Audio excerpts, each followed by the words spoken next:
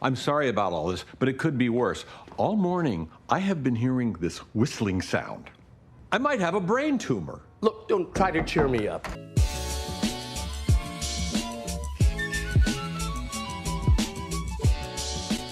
What is up, nerdtectives? Welcome back to another episode, Nerds at Night. I am your host, Blake Weather, the world's most okayest detective, and I'm so glad to be back with y'all after Death and Other Details. We're solving another case, and for the next few weeks, we're talking all about...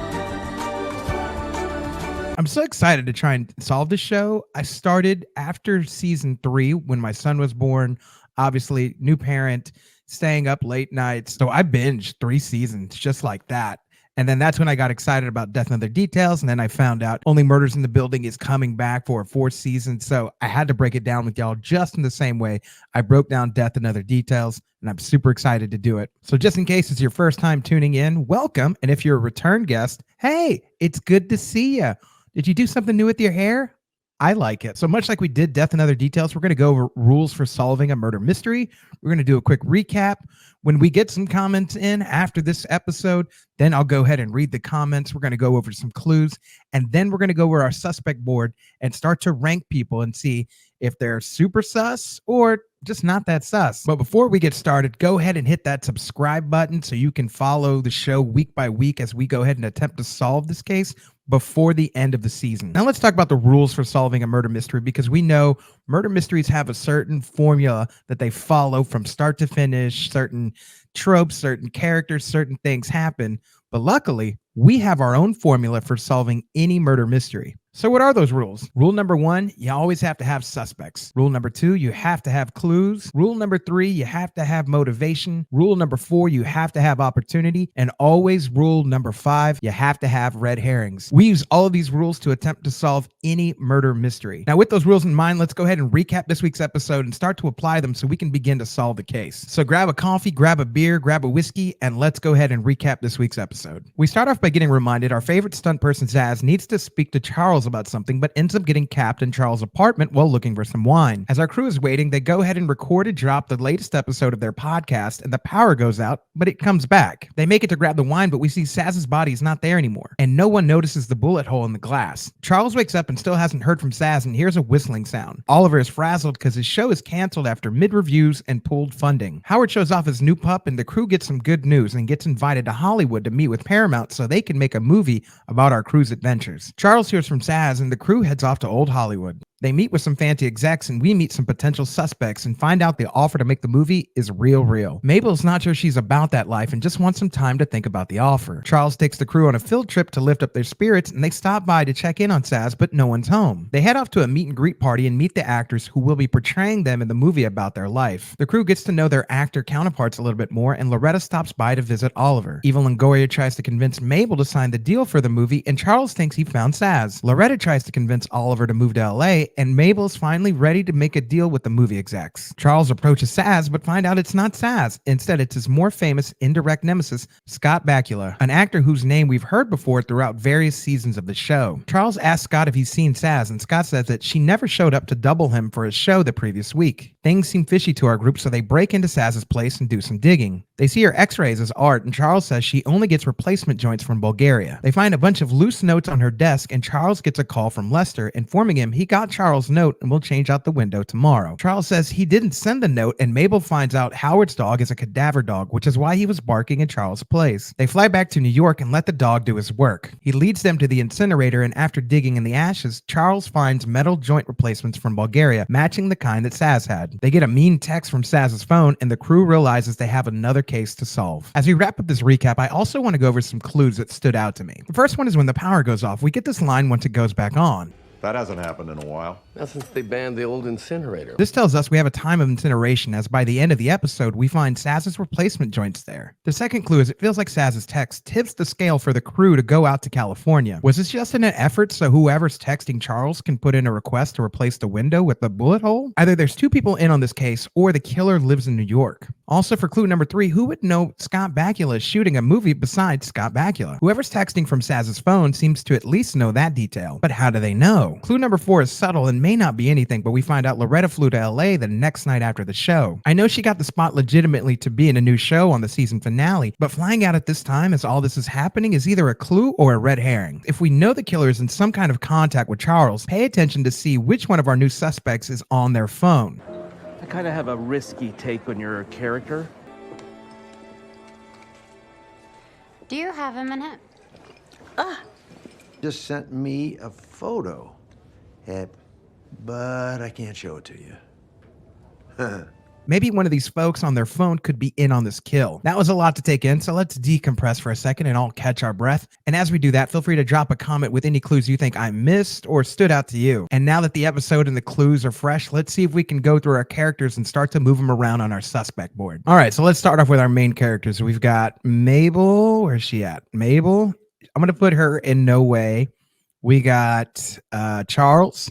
Going to definitely put him in no way. And then going to put Oliver in no way. They haven't been the killer the last 3 seasons. I don't see why they would change that now. It's still very early on, so who knows? It's a murder mystery, but usually our heroes, sleuths, they're never the killer. Very rare examples. Somebody's out there naming one. Very rare examples of it. So for now, just to be safe, going to move our main characters into no way. Now, let's move their counterparts and see where we rank them. I'm going to put all of them, Eugene Levy, Zach Galifianakis, and Eva Longoria. I'm going to put them into probably not. They're still suspects. They're not out of the clear yet. We did see Zach Galifianakis on his phone. So, I might just move him for now into maybe. Actually, that feels safe. I don't think he's the killer at all. But we have to just take into account anybody who was on their phone.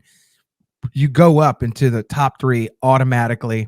And so that sort of moves me into who else did we see on their phone? Bev, right? I'm going to move her to highly suspicious. I know it would be such a trope of the show to go ahead and make like when the last time. This is not spoiler alert, because if you're watching this, I hope you have watched the last 3 seasons, because we're spoiling all kind of stuff. So we had the production lady, she was the funding. Her and her son were the killers in the last season. We already, you know what? That's not spoiler. I'm not even going to apologize for that because it's very much at the beginning of the preview.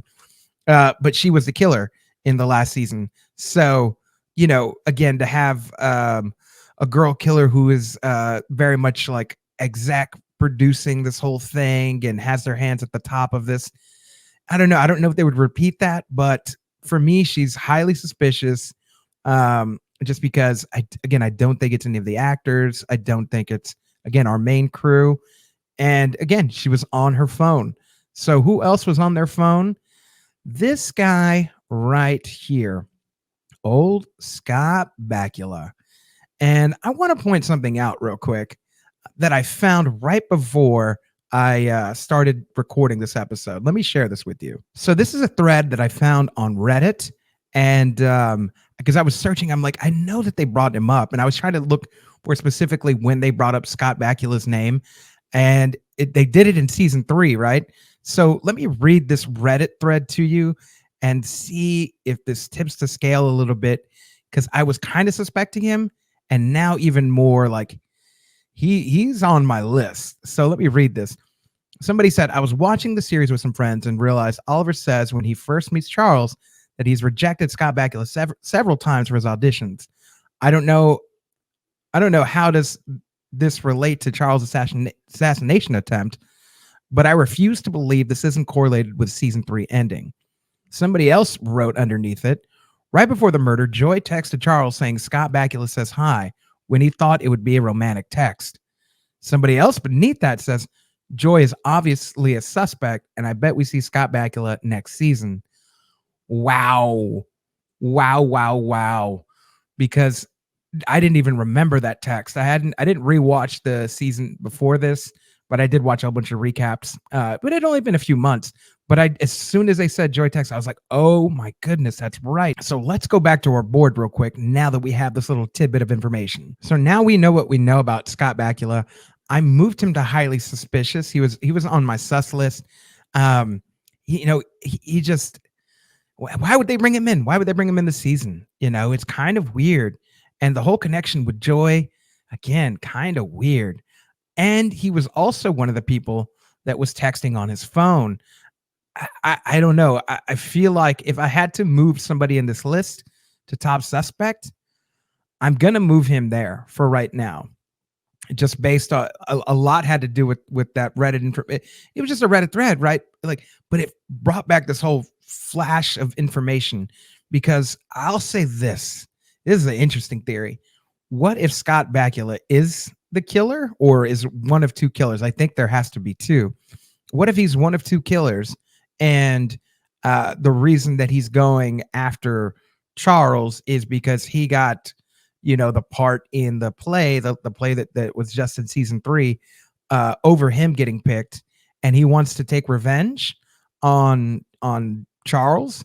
We noticed that somebody was trying to kill Charles too a lot in season 3. Didn't he have a few attempts on his life? What if that was Scott Bakula? Or what if it was the two killers, Scott Bakula and someone else, right? What if they were trying to kill Charles the whole time? And then that was the last attempt was at Homegirl, what's her name? Saz. So I don't know. That theory sort of flashed into my mind as I read that thread from Reddit. So yeah, that's where I'm going to put him for right now. So that takes care of our phone suspects so far. So we've got a few more characters though. We got Howard, and Howard's always been a little, I should probably move him to probably not. I'm like a 45-55 split. He probably will go down. Let me just put him here. Somebody out there is yelling at their TV screen right now at their phone. I'm just going to move him there. I'm not saying he's the killer. But I don't know, man. I don't know. I've never really known too much about. I'm like, man, I think in the first season when I watched it, I was like, it's gotta be Howard, right? And then the second season, I was like, well, it wasn't Howard last season, so it's got to be him. And then by the third season, I was just like, it's not Howard. But maybe we'll put him there. He probably belongs and probably not. And as we move suspects on our board up and down, maybe he'll get his fair due. Then we have the brother sisters. I'm gonna move them to maybe, just we don't know enough about them. They like deserve to be there. They deserve to be there. This writer deserves to be there. And Loretta, she's definitely not here with our bottom tier. I'm gonna move her to probably not for right now. But again, it's just sort of weird timing to fly out the night after Saz is just gone. The night after the power goes out. It's just sort of weird timing. It could very much be a red herring. We're supposed to look at it and be like, hey, that is supposed to look weird, it's supposed to throw us off. But it's just such a weird and small detail that they threw in there. They could have told us, oh, she's going to fly out in 2 days, 3 days. It wouldn't have looked at sus. So, and also she wasn't texting back Homeboy. So maybe it's weird. Why wouldn't she text him back Homeboy? But then she's like, oh, would you move over here? That's kind of weird. Now, the more and more I say it, I want to move her to, like, somebody's out there. Well, if you move Howard over to maybe you move Loretta to maybe. That's a maybe on the maybe.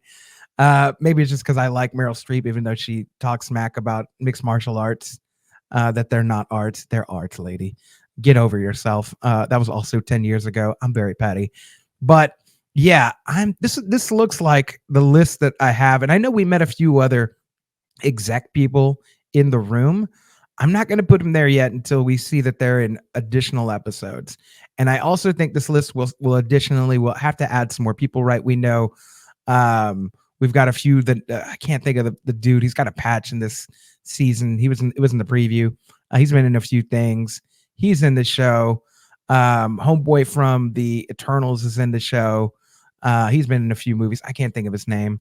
But yeah, and then we have Charles's sister. She's in the show, Melissa McCarthy. So we've got a few more characters that we know we're going to be adding to the board. But for now, I like the way this looks. What do you guys think about this? Let me know your top suspects, who's for sure not a killer so far, who for sure can't be in it, and also too, who you're like, I mean, he could be a little sus right now. This person's not top notch, but they could be, they could be in it. Let me know all your thoughts down in the comments. I want to hear from y'all, all the crazy theories that you have. We had a whole bunch of crazy theories during Death and Other Details. And like within the first 3 episodes, somebody said who the killer was or suspected who it was. And then that ended up being the killer. So y'all might could get it right. That's why I'm the world's most okayest detective. Your words, not mine. But yeah, this has been fun. I like the way my board looks. I feel I'm gonna go to sleep and sleep very happy with this list. But yeah, let me know all your thoughts. Let me know any clues I missed. Let me know if your favorite lines. This episode was so funny.